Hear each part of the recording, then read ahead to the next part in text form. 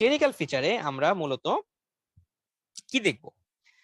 Clinical feature যখন আপনাকে বলতে হবে তখন আপনাকে আপনি একটু চেষ্টা করবেন যে লেফট হার্ট ফেলিওরের ক্লিনিক্যাল ফিচার গুলো একবারে বলার জন্য রাইট হার্ট ফেলিওর গুলো আলাদা করে বলার জন্য। অনেকে যেটা করে ওই লেফটের মধ্যে রাইটের ফিচার ঢুকায় দেয়, তখন স্যাররা খুবই বিরক্ত বোধ করে। সো আমরা যখন বলা শুরু করবো একবারই বলবো।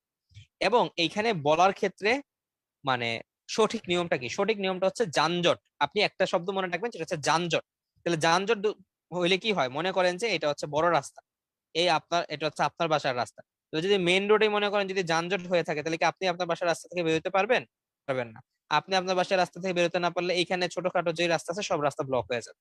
তার মানে সামনে যদি ব্লক থাকে, এই ব্লকটা সব পিছনে সব জায়গাকে এফেক্ট করবে। এই কথাটাই মনে রাখতে হবে। তাহলে আপনি হার্ট ফেলিওরের সমস্ত ফিচার পেরে গেছেন। তাহলে আপনি একটা একটা করে আসেন। যেমন মনে করেন যে আপনার আচ্ছা, ছবি আমরা পরে দেখাবো, ছবি থেকে আপনারা পরবর্তীতে সময় পড়ে নেবেন। আর আমরা আপাতত এমনি মনে রাখার চেষ্টা করি। তাহলে ধরেন আমি আগে লেফট হার্ট দিয়ে আসি। এটা হচ্ছে আমাদের হার্ট। সো এটা আমাদের হার্ট। লেফট হার্টের সমস্যা ধরলাম, left heart failure, left ventricle কাজ করতে পারছে না। তাহলে বলেন এবার কাজ করতে না পারলে কি কি সমস্যা হবে? তাহলে লেফট ভেন্ট্রিকল কাজ না করতে পারলে রক্ত কই যাবে? लेफ्ट एट्रियम है पाल्मोनारी वेन है। তো এক নম্বরে আসেন, লেফট এট্রিয়ামে যাবে। তাহলে প্রথমত লেফট এট্রিয়ামে যদি রক্ত যায়, তাহলে আমরা একটা ফাইন্ডিং কি পাবো? লেফট এট্রিয়ামটা কি আগের মতো থাকবে না বড় হয়ে যাবে? কি মনে হয়? ডায়ালেটেড হবে, ঠিক কিনা? লেফট এট্রিয়াম কি হবে? এক নম্বর কথা, ডায়ালেটেড হচ্ছে এক। তাহলে একটা একটা করে কথা আমরা মনে রাখবো। এখন আসেন, লেফট এট্রিয়াম ডায়ালেটেড হয়েছে, লেফট এট্রিয়ামে কোন ভেইন ড্রেন করে বলেন দেখি? লেফট এট্রিয়ামে কোন ভেইন ড্রেন করে? पाल्मोनारी वेन। Pulmonary vein. একটা কথা বলি আজকে থেকে আজীবন মনে রাখবেন, পালমোনারি ভেইন কয়টা আমাদের? চারটা, তাই না? পালমোনারি ভেইন এই জায়গাটা খুবই গুরুত্বপূর্ণ একটা জায়গা। যে কোনো যে কোনো কন্ডিশনে, কোনো কারণে যদি লেফট এট্রিয়াম এনলার্জমেন্ট হয়, যদি পালমোনারি ভেইনের আশেপাশে জায়গাগুলো এনলার্জমেন্ট হয়, ওই জায়গা থেকে অ্যাবনর্মাল ইলেকট্রিক্যাল ইম্পালস তৈরি হতে পারে। আমি আবার বলছি, লেফট এট্রিয়াম এনলার্জমেন্ট হলে পালমোনারি ভেইনের আশেপাশের জায়গাগুলো থেকে অ্যাবনর্মাল ইলেকট্রিক্যাল ইম্পালস ডিসচার্জ বা জেনারেট হতে পারে। তাহলে এই জায়গাগুলো থেকে তখন অ্যাবনর্মাল বিভিন্ন ভাবে ইলেকট্রিক্যাল অ্যাক্টিভিটি আসা শুরু করবে। এবং এই যে বিভিন্ন টু এন্ড ফ্রো মুভমেন্ট, বিভিন্ন জায়গা থেকে ইলেকট্রিক্যাল অ্যাক্টিভিটি আসা শুরু করলো, এই জিনিসটাকেই আমি পরবর্তীতে কি হিসেবে পাবো? এটাকে আমি বলবো হচ্ছে, এটাকে আমরা কি বলি? Atrial fibrillation. ঠিক আছে, তাহলে আমরা এক ধাপে ধাপে যাচ্ছি। তো এট্রিয়াল ফিব্রিলেশন, তাহলে লেফট এট্রিয়াম এনলার্জমেন্ট থেকে এট্রিয়াল ফিব্রিলেশন পেতে পারেন। এট্রিয়াল ফিব্রিলেশনে পালস কিরকম পাওয়া যায় দেখি বলেন? এট্রিয়াল ফিব্রিলেশনে পালস কিরকম পাওয়া যায়? Irregularly irregular. ওকে, তাহলে আপনারা সবাই জানেন ইরেগুলারলি ইরেগুলার পালস আপনি পেতে পারেন। ওকে, ফাইন, গেল এক নাম্বার। এরপরে আসেন হচ্ছে, তাহলে এটা তাহলে লেফট এটিএম বড় হলো। যদি এবং এট্রিয়াল যখন ফিব্রিলেশন হয়, শুধু তাই হয় না, এট্রিয়াল ফিব্রিলেশনে কি এট্রিয়ামটা ভালো করে কন্ট্রাকশন করতে পারে? কি মনে হয়, কন্ট্রাকশন করতে পারে? পারে না। তাহলে এট্রিয়ামে যে কানের মতো একটা অংশ আছে এট্রিয়ামের আশেপাশে, এইটাকে আমরা বলি হচ্ছে এট্রিয়াল অ্যাপেন্ডেজ। তাহলে এই এট্রিয়াল অ্যাপেন্ডেজে সবচেয়ে বেশি কম মুভমেন্ট হয়। তাহলে এট্রিয়াল অ্যাপেন্ডেজে কি হতে পারে বলো তো? কি জমা হতে পারে এট্রিয়াল অ্যাপেন্ডেজে? যেখানে রক্ত কম মুভমেন্ট করে সেখান থেকে কি সৃষ্টি হয়? Thrombo embolism, exactly. সো এই মানুষটার থ্রম্বো এম্বোলিজমের একটা রিস্ক বেড়ে যায়। ওকে, এবার আমরা আরেকটু পেছনে যাই। সো আরেকটু পেছনে গেলে আমরা কি পাবো? The mighty lungs. So lungs এর মধ্যে কি হবে? এখন ব্লাড জমা হবে। সো লাংস এর মধ্যে কি আছে? লাংসটাকে যদি আরো বড় করে দেখাই, সো লাংস এর মধ্যে আছে হচ্ছে এই যে, সো এটা হচ্ছে আমাদের এলভিওলাই, এটার পাশে ব্লাড যাচ্ছে। এখন এখানে ব্লাড গুলো জমা থাকতেছে বেশিক্ষণ ধরে। সো ব্লাড গুলো যখন এখানে বেশিক্ষণ জমা থাকবে, তাহলে ব্লাডের মধ্যে কি প্রেসার বাড়বে? এখানে কি প্রেসার বাড়বে বলেন দেখি? ব্লাড ভেসেলে অতিরিক্ত সময় ধরে ব্লাড জমা থাকে কোন প্রেসার বাড়ে? অঙ্কোটিক প্রেসার না হাইড্রোস্ট্যাটিক প্রেসার? সো এখানে হাইড্রোস্ট্যাটিক প্রেসার বাড়বে। হাইড্রোস্ট্যাটিক নামটা থেকেই বোঝা যাচ্ছে, হাইড্রো মানে পানি। সো অনেকক্ষণ ধরে পানি জমা আছে, এখান থেকে যে প্রেসারটা বাড়ে সেটা হচ্ছে hydrostatic pressure. So hydrostatic pressure বাড়লে এই প্লাজমা গুলো কোথায় চলে যাবে? এলভিওলার মধ্যে চলে যাবে। সো হাইড্রোস্ট্যাটিক প্রেসার বাড়লে প্লাজমা যদি এলভিওলার মধ্যে চলে যায়, তাহলে এলভিওলাসে কি হবে? এখানে এলভিওলার কি হবে? এলভিওলার এলভিওলার ইডেমা। Very good. এই এলভিওলার ইডেমা কি এলভিওলাসে থাকবে নাকি এটা বের হইতে যাবে? এটা এখান থেকে বের হয়ে যেতে যাবে না? এটা এলভিওলার ইডেমা যদি এখান থেকে বের হয়ে যেতে চায়, তাহলে সেটা আমরা কিসের মাধ্যমে বের করব? কাশির মাধ্যমে ক্লিয়ার করার চেষ্টা করব। তাহলে এই যে কাশিটা, যেহেতু ব্লাড থেকে কাশিটা আসতেছে, মানে কাশির পানিগুলা, তার মানে কাশির কালারটা কি হইতে পারে, একটু লাল লাল হবে না? হেমোপটাইসিস। এটাকে আমরা কি বলবো? হিমোপটাইসিস। আরে গুড। ওকে, এইবারে যেহেতু আপনার এলভিওলাসের মধ্যে পানি জমে গেছে, তাহলে এইখানে আপনি চিন্তা করেন রেসপিরেটরি মেমব্রেনটা কি থিন হইলো নাকি ঠিক হইলো? রেসপিরেটরি মেমব্রেনটা ঠিক থিকেনিং হয়ে গেল। এই থিকেনিং অফ দ্য রেসপিরেটরি মেমব্রেনের জন্য আপনার অক্সিজেন ট্রান্সফারটা কি হবে? ইজিলি হবে না ব্যাহত হবে? তো অক্সিজেন ট্রান্সফার কম হবে, তার মানে এই জিনিসটাকে আমরা কি বলবো? এখান থেকে আপনি পাবেন হচ্ছে হাইপোক্সিয়া বা হাইপোক্সেমিয়া আর কি, ব্লাড অক্সিজেন লেভেল আপনি কম পাচ্ছেন। So this is hypoxaemia. ওইখানে আমরা পাইলাম হচ্ছে হিমোপ্রাইসিস। আচ্ছা, এবং এই ইডেমার জন্য আসলে আমাকে একটা কথা আপনার বলেন তো, ধরেন এই লাংসের মধ্যে লাংসের মধ্যে ভেন্টিলেশন কোথায় হয় আর আপনার ব্লাড গুলা কোথায় বেশি যায়, মানে বাতাস কোথায় বেশি থাকে, ব্লাড কোথায় বেশি থাকে? ব্লাড হচ্ছে বেসে আর এয়ার হচ্ছে অ্যাপেক্সে। কারণ রক্ত হচ্ছে ভারী ডিপেন্ডেন্ট। আর হচ্ছে বাতাস হচ্ছে হালকা, সো উপরের দিকে থাকে হচ্ছে ইয়ে। এখন যে জিনিসটা হয়েছে যে এই মানুষটার নিচের ভেসেল গুলো তো ব্লক। এখন আমার লাংসটা চাইবে যে আমি কোন রকমে কষ্ট মষ্ট করে উপরে যে বাতাসগুলো আছে ওগুলো দিয়েই আমি মোটামুটি একটু অক্সিজেন আনা নেওয়ার চেষ্টা করি। সো উপরের ব্লাড ভেসেল গুলোর দিকে আমার লাংস করবে কি, উপরের উপরের দিকে সে বেশি বেশি রক্ত পাঠানোর চেষ্টা করবে। কেন? কারণ উপরে তো অক্সিজেন বেশি, উপরে তো অক্সিজেন বেশি, এই অক্সিজেন দিয়ে যেন আমি এই ব্লাড ভেসেল গুলাকে সাপ্লাই দিতে পারি। So এই কারণে বলা হয় prominence of the upper lobe vessel, বা এটাকে বলা হয় ব্লাড ডাইভার্সন। এই ব্লাডটা ডাইভার্সন হয়ে যায়। কেন ডাইভার্সন হয়ে যায়? কারণ নিচে গিয়ে তো লাভ নাই, এমনি তার রক্ত গুলো স্টেসিস হয়ে বসে আছে, নিচে তো স্টেসিস, এইখানে অক্সিজেন গিয়ে কোনো লাভ হবে না, কারণ এই অলরেডি রেসপিরেটরি মেমব্রেন ঠিক। উপরে তাও তুলনামূলক একটু সুযোগ আছে, সে কারণে ব্লাডটা ডাইভার্ট করে তার উপর দিকে পাঠানোর চেষ্টা করে যেন বেশি বেশি অক্সিজেনেশন করতে পারে, সেটাকে আমরা বলা হয় ব্লাড ডাইভার্সন। এবং এরকম করতে করতে একটা সময় এলভিওলার ইডেমাটা শুধুমাত্র এলভিওলাসে থাকে না, আশেপাশের ইন্টারস্টিশিয়ামে ছড়ায় যায়। তো যখন এই ইডেমার জিনিসগুলো আশেপাশে ইন্টারস্টিশিয়ামে ছড়ায় যায়, তখন সেটাকে আমরা কি ইডেমা বলবো? সেটাকে আমরা বলবো হচ্ছে ওভারঅল, আমরা বলতে পারি হচ্ছে ধরেন এলভিওলার ইডেমাকে আপনি বলতে পারেন ইন্টারস্টিশিয়াল ইডেমা, বা ওভারঅল আমরা সেটাকে পালমোনারি ইডেমা নামে রাখি। পালমোনারি ইডেমা বলতে আসলে সবই চলে আসে আর কি, যাই হোক। So, এই পালমোনারি ইডেমা এবং ইন্টারস্টিশিয়ামে ইডেমা চলে আসে, ইন্টারস্টিশিয়াম। ওকে, এবং ইন্টারস্টিশিয়ামে যখন ইডেমা গুলো চলে আসে, আমাদের লাংসের মধ্যে থাকে হচ্ছে বিভিন্ন কি, লাংসের মধ্যে থাকে হচ্ছে আমাদের এই যে লোব। হ্যাঁ, এই লোব গুলো থাকে, ইন্টারলোবিউলার সেপ্টাম গুলোর মধ্যে পানি ঢুকে যাবে, বুঝছেন? এই ইন্টারলোবিউলার সেপ্টাম গুলোর মধ্যে যখন পানি ঢুকে যায়, সেটা এক্সেতে একটা লাইনের মতো পাওয়া যায়, এই লাইনটাকে বলা হয় কার্লি বি লাইন। তাহলে কার্লি বি লাইন কেন? প্রমিনেন্স ইন্টারলোবার সেপ্টা, মানে দুইটা লোবের মাঝখানে যে সেপ্টাম গুলো আছে, এখানে পানি জমে যাবে, এই সেপ্টাম গুলো একটু থিকেনিং হয়, সেপ্টাম গুলো এক্সট্রাতে ভালো দেখা যায়, এটাকে বলা হয় কার্লি বি লাইন। না পারলে সমস্যা নেই, এটা একটু একটু এক্সট্রা পড়াইলাম আর কি, সমস্যা নেই। ওকে, সো আমি আশা করি এইখানে মেইন কথাগুলো গেল, ফাইন। আচ্ছা, এখন আরেকটা জিনিস আমি এখানে মিস করেছি, সেটা হচ্ছে আপনার ধরেন এই যে লেফট এট্রিয়ামে, যেহেতু লেফট এট্রিয়াম বড় হয়েছে, তাহলে লেফট এট্রিয়াম এখন অতিরিক্ত পরিমাণ ব্লাড লেফট এট্রিয়ামের মধ্যে জমা হবে, অতিরিক্ত পরিমাণে ব্লাড লেফট এট্রিয়ামের মধ্যে জমা হবে। তো যখন লেফট এট্রিয়ামটা সুযোগ পাবে অতিরিক্ত পরিমাণ ব্লাড সে লেফট ভেন্ট্রিকলে পাঠায় দিবে।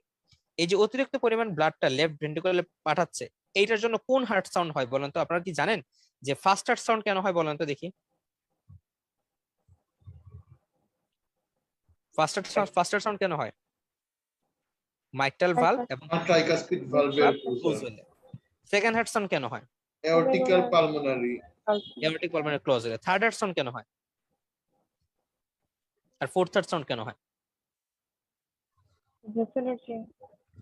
থার্ড হার্ট সাউন্ডটা হয় র্যাপিড ভেন্ট্রিকুলার ফিলিং এর জন্য, র্যাপিড ভেন্ট্রিকুলার ফিলিং। আর ফোর্থ হার্ট সাউন্ড হয় এওরটিক কন্ট্রাকশনের জন্য, এওরটিক না, এট্রিয়াল কন্ট্রাকশনের জন্য। সাধারণত কি আমরা সাউন্ডগুলো শুনতে পাই? থার্ড হার্ট সাউন্ডটা ফিজিওলজিক্যাল কোন কন্ডিশনে শোনা যেতে পারে, কিন্তু ফোর্থ হার্ট বা প্যাথোলজিক্যাল। হ্যাঁ, এখন আসলে জিনিসটা হয়েছে কি যে এই মানুষটা যখন অতিরিক্ত পরিমাণ ব্লাড এখানে জমা থাকতেছে, যখনই খালি একটুখানি মাইট্রাল ভালভটা খুলে ঠাস করে অনেকগুলা রক্ত নিচে নেমে আসে। হ্যাঁ, এই যে রক্তগুলো অনেক নিচে নেমে আসতেছে, এই কারণে আপনি এই থার্ড হার্ট সাউন্ডটা বেশি শুনবেন। ইভেন থার্ড হার্ট সাউন্ড বা ফোর্থ হার্ট সাউন্ড আপনি দুটাই শুনতে পারেন। সো এই যে আপনি এই সাউন্ডগুলো একটা এক্সট্রা সাউন্ড শুনলেন first heart sound second heart সাউন্ডের সাথে, এগুলোকে আমরা বলি কি? এগুলোকে আমরা বলি হচ্ছে গ্যালপ রিদম। ঠিক আছে, সো এই হচ্ছে সেই গ্যালপ রিদম। আচ্ছা, তাহলে আপনি গ্যালপ রিদম পাইলেন। ওকে, এবার এই লেফট হার্ট ফেলিওর থেকে শুধুমাত্র লাংসি ইনভলভমেন্ট হবে না, শুধু এরকম না। সো যেহেতু লাংসি ইনভলভমেন্ট হচ্ছে, তাহলে আপনি ভাবেন আপনার রাইট হার্টটা কি এখন আরামসে রক্ত পাঠাইতে পারবে? রাইট হার্টটা যদি আমি চিন্তা করি, রাইট হার্টটা কি এখন এখানে রক্ত পাঠাতে পারবে ইজিলি পালমোনারি আর্টারি দিয়ে? সে যেরকম পারবে না। পারবে না। সো রাইট হার্টটার কষ্ট হবে। সো রাইট হার্টটা এখানে পালমোনারি আর্টারি দিয়ে ইজিলি রক্ত পাঠাতে পারবে না। সো এখান থেকে যে জিনিসটা ডেভেলপ করবে, এখান থেকে পরবর্তীতে ডেভেলপ করবে হচ্ছে, আমরা কিন্তু চলে আসতেছি রাইট হার্টের কাহিনীতে। এখান থেকে ডেভেলপ করবে পালমোনারি হাইপারটেনশন। এবং রাইট হার্ট যখন একটা সময় রক্ত পাঠাতে পারবে না, রাইট হার্টটা অনেক কষ্ট করে সে রক্তটাকে ধাক্কায় পাঠানোর চেষ্টা করবে, যে রক্ত যাবি না মানে চাইতেই হবে। তো এই যে রাইট হার্টের উপর অনেক লোড পড়লো রক্তটা পাঠাতে গিয়ে, সো একটা সময় এই জন্য ক্রনিক কন্ডিশনে রাইট ভেন্ট্রিকুলার হাইপারট্রফি সহ হতে পারে। এবং ইভেন লেফট হার্ট ফেলিওরের জন্য রাইট হার্ট ফেলিওর সহ ডেভেলপ করতে পারে। এবং বলা হয় যে রাইট হার্ট ফেলিওরের সবচেয়ে মোস্ট কমন কারণ হচ্ছে left heart failure. So right heart failure কেন হয়? Most commonly due to left heart failure. আচ্ছা, এখন ধরলাম তার রাইট হার্ট একদম কাজ করতে পারতেছে না, রাইট হার্ট ফেলিওর হয়েছে। তাহলে আপনি বলেন রাইট হার্ট যদি ফেল করে তাহলে ঘটনা কি হবে? এবার আমরা রাইট হার্টে মনে করেন যে কোনো কারণে বুঝলাম যে লেফট হার্ট ফেলিওর থেকে রাইট হার্ট ফেলিওর হয়ে গেছে। রাইট হার্ট ফেলিওর হইলে কি রাইট হার্টে কোন কোন জিনিস আছে? এটা নিচ থেকে কি আসে? এটা কি? সুপিরিয়র ভেনা কাভা, উপর থেকে সুপিরিয়র ভেনা কাভা। আচ্ছা, তাহলে সুপিরিয়র ভেনা কাভা ড্রেন করতে সমস্যা হবে, ইনফেরিয়র ভেনা কাভা ড্রেন করতে সমস্যা হবে। ইনফেরিয়র ভেনা কাভাতে ব্লাড কোথা থেকে আসে? পেরিফেরি থেকে, লিভার থেকে। লিভার থেকে আসে। লিভার থেকে হেপাটিক ভেইনগুলো দিয়ে আলটিমেটলি ইনফেরিয়র ভেনা কাভা তৈরি হয়। তাহলে ব্লাড যদি না আসতে পারে, এই ব্লাড কোথায় গিয়ে জমা হবে? তাহলে লিভারের মধ্যে জমা হতে থাকবে। তাহলে লিভারে যখন ব্লাড গুলো জমা হবে, লিভারটা টসটসা হয়ে যাবে, টসটসা হয়ে লিভারের সাইজটা আরো বড় হয়ে যাবে। এই যে লিভারের সাইজ আরো বড় হয়ে যাচ্ছে, লিভারের কাভারিং এর নাম কি? দেখি কে আমাকে বলবে লিভারের কাভারিং এর নাম। তাহলে এই গ্লিসন্স ক্যাপসুলে কি নার্ভ সাপ্লাই আছে নাকি নাই? আচ্ছা, স্ট্রেচিং হবে গ্লিসন্স গ্লিসন্স ক্যাপসুল স্ট্রেচিং হইলে এই ইনলার্জ টেন্ডারলি, এটাকে আমরা বলবো টেন্ডার হেপাটোমেগালি। Tender hepatomegaly. আচ্ছা, এখন আপনি আমাকে বলেন লিভারে ব্লাড কোত্থেকে আসে? এই যে পোর্টাল ভেন কি দিয়ে ফর্ম হয়?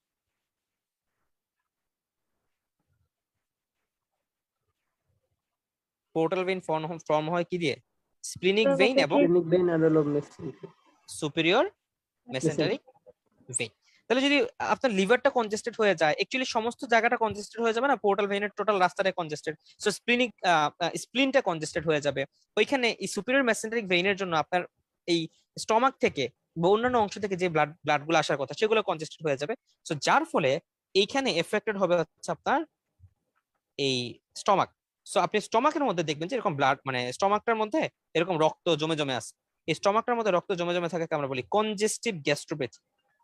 কনজেস্টিভ গ্যাস্ট্রোপ্যাথি মানে এত রক্ত জমে আছে যে স্টমাক নিজের মতো কাজ করতে পারতেছে না। এন্ড ইভেন ইন্টেস্টাইনের মধ্যে কনজেশন হবে, শুধুমাত্র তাই না, এবং আপনি ইন্টেস্টাইনের মধ্যে কি পাবেন? ইন্টেস্টাইনের মধ্যে কনজেশন পাবেন। এবং এই যে ইন্টেস্টাইনের মধ্যে কনজেশন পাচ্ছেন, তাহলে এই বলেন পোর্টাল ভেইন দিয়ে কি তাহলে এখন ইজিলি আগে যেরকম মানে নিউট্রিশন গুলো আসতো, এখন কি নিউট্রিশন আসতে পারবে?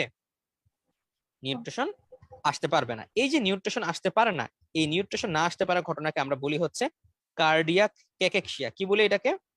কার্ডিয়াক ক্যাকেক্সিয়া। তাহলে আমরা কি শিখলাম? কই হইলো তার রাইট হার্ট ফেলিওর, সেখান থেকে হয়ে গেল কার্ডিয়াক ক্যাকেক্সিয়া। আচ্ছা, এবার আমরা উপরের দিকে যাই। তাহলে উপরের দিকে সুপিরিয়র ভেনা কাভাতে সমস্যা। সুপিরিয়র ভেনা কাভাতে ব্লাড আসে হচ্ছে জুগুলার ভেইন থেকে, ঠিক আছে? তাহলে এখানে জুগুলার ভেইন যদি ফুলে যায় তাহলে কি হবে? জেভিপি কি পাবেন আপনি? রেস্ট পাবেন। আপনি যদি আরো উপরে যান তাহলে এখানে পাবেন হচ্ছে মানুষের চেহারা। তাহলে চেহারাতে কি পাবেন আপনি? চেহারাতে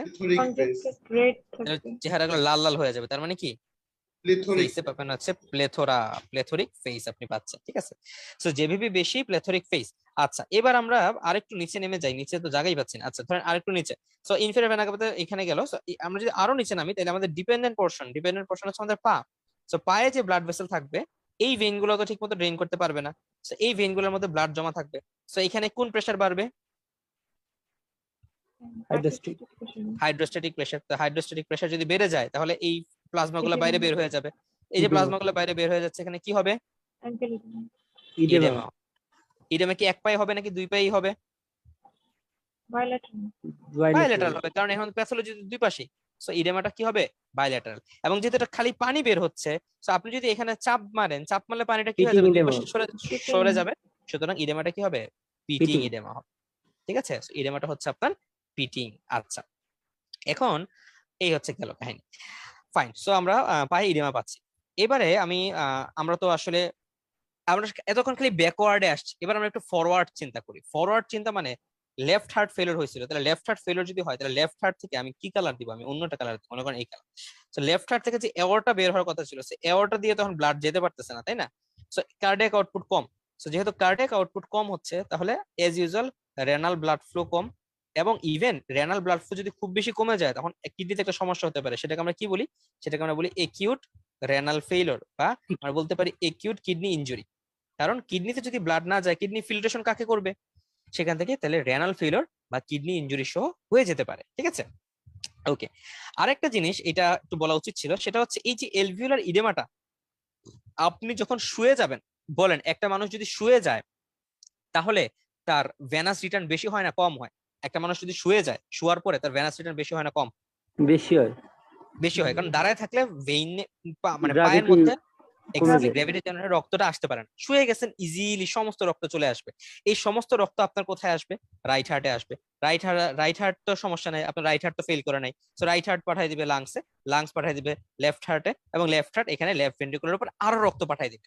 তার মানে এই যে রাইট হার্টটা যে ইজিলি এখানে আরো বেশি রক্ত পাঠাচ্ছে, সো এতে করে যে জিনিসটা হচ্ছে, তখন আপনার পালমোনারি ইডেমাটা এক্সাসারবেট করবে। এই জন্য এইখানে যে পালমোনারি ইডেমাটা যেটা শুয়ে থাকলে এক্সাসারবেট করে, এটাকে আমরা কি বলি? এটা স্পেশাল নাম আছে, এক্স্যাক্টলি, এটাকে আমরা বলি হচ্ছে অর্থোপনিয়া। এটাকে আমরা বলি অর্থোপনিয়া। তাহলে অর্থোপনিয়া মানে হচ্ছে শুয়ে থাকলে বেড়ে যাচ্ছে, পেশেন্টটা শুইতেই পারবে না, সো এই কারণে পেশেন্টটা সবসময় বসে থাকবে, পেশেন্টটা সবসময় বসে থাকবে। তাহলে এই যে আমরা লেফট হার্ট ফেলিওর ধরলাম, ঘুরায় নিয়ে আমরা রাইট হার্ট ফেলিওরে চলে আসলাম। মোটামুটি আমরা বেসিক যা কথা ছিল আপনাদের সব আলোচনা করে ফেলা হয়েছে। আপনারা এবার খালি ছবি দেখবেন আর মিলাবেন। সো আমরা এগুলো আর দেখাবো না, আপনাদের খালি ছবি দেখাই আর মিলাই দিচ্ছি। তাহলে আর ছবি রাইট কোথায়? হার্ট ফেলিয়ার থেকে অনেক আনকমন। রাইট হার্ট ফেলিওরটা একটু আনকমন, রাইট হার্ট ফেলিওরটা একটু আনকমন। এবং রাইট হার্ট ফেলিওরের মেকানিজম গুলো কি, আপনি যদি এখানে দেখতে চান, এখানে সব মেকানিজম দেওয়া আছে, আমি আর ডিটেলসে গেলাম না। হ্যাঁ, এগুলো আপনারা রিডিং করলেই পারবেন, আপনাদের সমস্ত কিছু বুঝিয়ে দিয়েছি। আপনাদের জন্য মেকানিজম গুলা এখানে খুব খুব সুন্দর করে দেওয়া আছে। আপনারা যদি এখান থেকে কোনো কিছু না বুঝতে পারেন আমাকে অবশ্যই বলবেন। তাহলে এখানে দেখেন, এই ছবিটা স্যাররা ধরে, মূলত এটাই আমরা আলোচনা করতেছিলাম। তাহলে দেখেন লেফট হার্ট ফেলিওর কি পাচ্ছি, পালমোনারি ইডেমা, কার্ডিওমেগালি। কার্ডিওমেগালি তো অবভিয়াসলি বললামই, যেহেতু এট্রিয়া বড় হয়ে যাচ্ছে, ভেন্ট্রিকল একটা সময় বড় হয়ে যাবে, সো কার্ডিওমেগালি। প্লুরাল ইফিউশন, কেন? প্লুরাল ইফিউশনটা হচ্ছে একই ভাবে পালমোনারি ইডেমা থেকে একটা পর্যায়ে যখন আরো বেশি হাইড্রোস্ট্যাটিক প্রেসার বেড়ে যাবে, সো প্লুরাল ইফিউশন হতে পারে। জেভিপি এইখানে রেস্ট পাওয়া যেতে পারে, বাট মূলত জেভিপি রেস্ট পাওয়া যায় রাইট হার্ট ফেলিওরে। এখানে হ্যাপাটোমেগালি পাওয়া যায়, পেরিফেরাল পিটিং ইডেমা পাওয়া যায়, এবং একটা পর্যায়ে গিয়ে আরো যখন পানি জমতে থাকে তখন হচ্ছে অ্যাসাইটিসও পাওয়া যায়। ঠিক আছে, সো আমরা ওইখানে অ্যাড করে রাখি এই জিনিসটা। সো এখানে পায়ে তো ইডেমা পাওয়া যায়, প্লাস হচ্ছে অ্যাসাইটিস আরো লেটার স্টেজে এখান থেকে আপনার অ্যাসাইটিস সহ ডেভেলপ করতে পারে। ওকে, সো আমাদের কেউ যদি বলে যে হার্ট ফেলিওরের ক্লিনিক্যাল ফিচারটা কি, আমি আশা করি আমার ভাই বোনেরা ইনশাল্লাহ পারবে। এই তো, সো মোটামুটি এখানে সমস্ত মেকানিজম গুলো লেখা আছে। আমি একটু আপনাকে দেখাই কিভাবে লেখা আছে। এই দেখেন, লেফট হার্ট ফেলিওরে লেফট ভেন্ট্রিকুলার কন্ট্রাক্টিলিটি কমে সিস্টোলিক হার্ট ফেলিওর হয়, লেফট হার্ট ফেলিওর হয়ে যাচ্ছে, কোন কোন কজে কিভাবে হয় এটা বলা আছে। এই যে রাইট ভেন্ট্রিকুলার কাজ না করলে কি হবে, হ্যাপাটোস্প্লেনোমেগালি হয়, এরপর পিটিং ইডেমা কেন হয়, জেভিপি কেন হয়, এগুলো সবকিছু আলোচনা করা আছে। ফাইন, আচ্ছা। সো আমরা মোটামুটি এবার চলে আসি একিউট হার্ট ফেলিওর, এই কথাটাতে চলে আসি, এটা একটু গুরুত্বপূর্ণ। সো হার্ট ফেলিওরের মধ্যে একিউট হার্ট ফেলিওর যখন হচ্ছে, তখন ঘুরে ফিরে আপনার কিছু ফিচার আপনি বেশি পাবেন।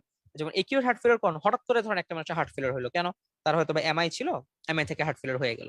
সো কিছু ফিচার পাওয়া যায়, যেমন হঠাৎ করে তার এই ডিজনিয়া শুরু হয়ে যাবে, সাথে অর্থোপনিয়া থাকবে, ইভেন রেসপিরেটরি ফেলিওর থাকতে পারে। এবং যেহেতু তার কার্ডিয়াক আউটপুট কমে যায়, তাহলে তার প্রেসার কম থাকবে, পেরিফেরিটা একটু কোল্ড থাকবে, এরকম ঘটনাগুলো আপনি পাবেন। আচ্ছা, কোন কোন কন্ডিশনে হার্ট ফেলিওর এগ্রাভেট করতে হয়, এগুলো পরীক্ষা এত বেশি আসে না। আমাদের জন্য পরীক্ষাতে আর যেটা আসবে সেটা হচ্ছে এই যে complication of the heart failure, এটা